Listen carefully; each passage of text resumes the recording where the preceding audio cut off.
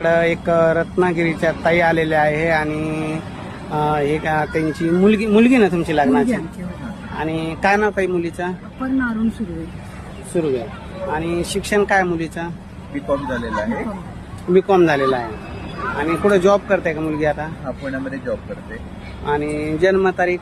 जन्म आहे तिथं 30 मे 1990. 90चा जन्म आहे. बरं बरं. काय अपेक्षा स्थळाच्या बाबतीत? शाळेच्या अपेक्षा म्हणजे शिकलेला मुलगा असावा आणि तिची हाईट 5.8 आहे. तर त्याप्रमाणे असं त्यांना उंच, समजा उंच अनुरूप जोडीदार पाहिजे. बरं बरं. अजून दुसरा काही प्रॉब्लेम तिला काय समजा? हे रक्तपातळाचं काय? रक्तपातळाची जी गोळी चालू आहे, मग ती 4 वर्षापूर्वी तिला थोडं हे झाले होतं प्रॉब्लेम. हा. तेव्हा डॉक्टर म्हटले की तिला ते रक्तपातळाची गोळी कायम चालू ठेवावी लागेल.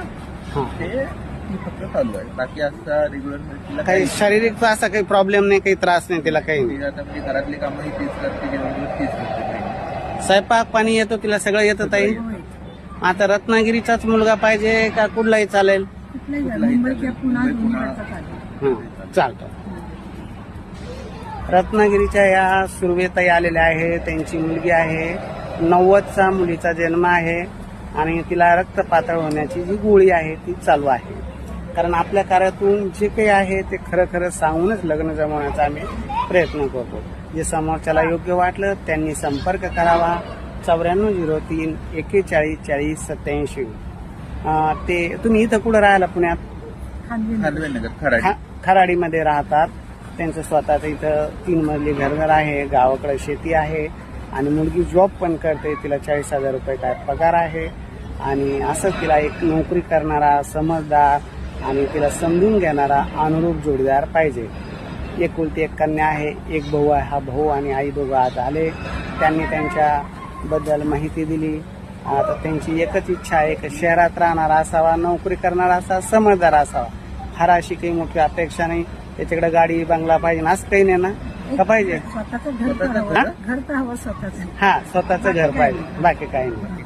स्वतःचं घर असावा, नोकरी करणारा असावा. हा, व्यसन तर कोणालाच नको आहे. दारोडा जावं कोणालाच चालत नाही. ना चालेल चालेल. तुमची माहिती युट्यूबला इन्स्टाला टाकलीत काही प्रॉब्लेम नाही? हा चालेल. तुमची युट्यूबला इन्स्टाला टाकतो. ज्यांना यांची माहिती योग्य वाटली त्यांनी माझ्याशी संपर्क करावा.